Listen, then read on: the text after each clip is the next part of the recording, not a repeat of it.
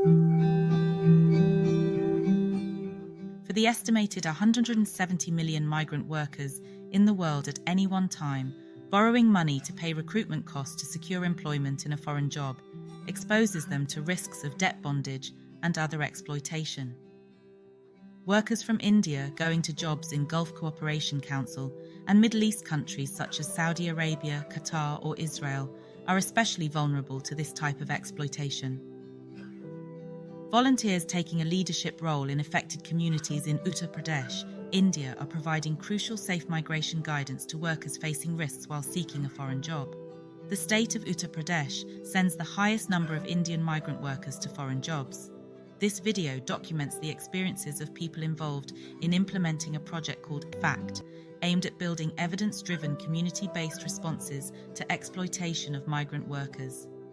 This project has engaged more than 10 communities in Uttar Pradesh to assist workers navigating forced labour risks in the recruitment process for a foreign job.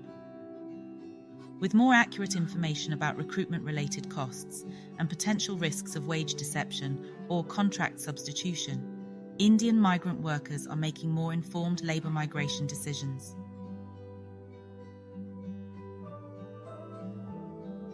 मेरा नाम श्वेता सिंह है। मैं कंसापुर भदोही की रहने वाली हूँ। यहाँ कंसापुर में जो लोग माइग्रेशन के लिए पहले जाते थे उन्हें कुछ भी पता नहीं था। एजेंट लोग जो आके कहते थे वो चले जाते थे, क्योंकि उनको नौकरी की ज़रूरत थी। सबसे ज़्यादा ये ज़रूरत थी कि उन्हें पैसे चाहिए। वो जो भी बताते थे, जिस तरीके से कहते थे, उस पर भरोसा करके वो चले जाते थे, जिसके साथ वहाँ पे उनके साथ फ्रॉड हो जाता था।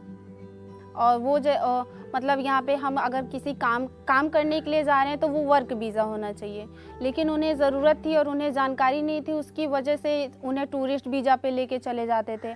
और जो एग्रीमेंट वगैरह होता था पहले, मतलब कि उन्हें पढ़ने के लिए नहीं देते थे। जब एयरपोर्ट पे जाते थे तो उन्हें तुरंत तब देते थे, और उनके पास तब समय नहीं होता था पढ़ने के लिए कि हम पढ़ेंगे फिर इसके बाद साइन करेंगे। वहीं पे वो गलती कर देते थे। और फिर अब आप एग्रीमेंट जो साइन किए हो, आप वहाँ पे जाओगे तो आपको उसी हिसाब से काम मिलेगा। आप क्लेम भी नहीं कर सकते हो कि नहीं हम तो ये करके, क्योंकि बातचीत हमारे और आपके बीच में है, तो हम ही आप जान रहे हैं। और वो आपने एग्रीमेंट पे साइन किया है तो वो तो वही ना देखेगा कि भाई आपने एग्रीमेंट पे साइन किया है तो इसका मतलब आप सहमत हैं। जब ये रजनीश सर के माध्यम से जब पता चला तो हम लोग ट्रेनिंग वगैरह लिए। फिर इसके बाद गांव में जब मीटिंग होने लगी तो धीरे धीरे हम लोग उन तक बातें पहुंचाने लगे। जब पता चला वो लोग आए, हम लोग के साथ हर महीने मीटिंग किए, बैठक हुई। उसमें बताया गया कि पीओई ऑफिस के बारे में बताया गया। फिर वेबसाइट बताई गई रजिस्टर्ड एजेंट की। आप अगर इस वेबसाइट से रजिस्टर्ड एजेंट के माध्यम से जाएंगे तो आपके साथ जो धोखा हो रही है वो नहीं होगी।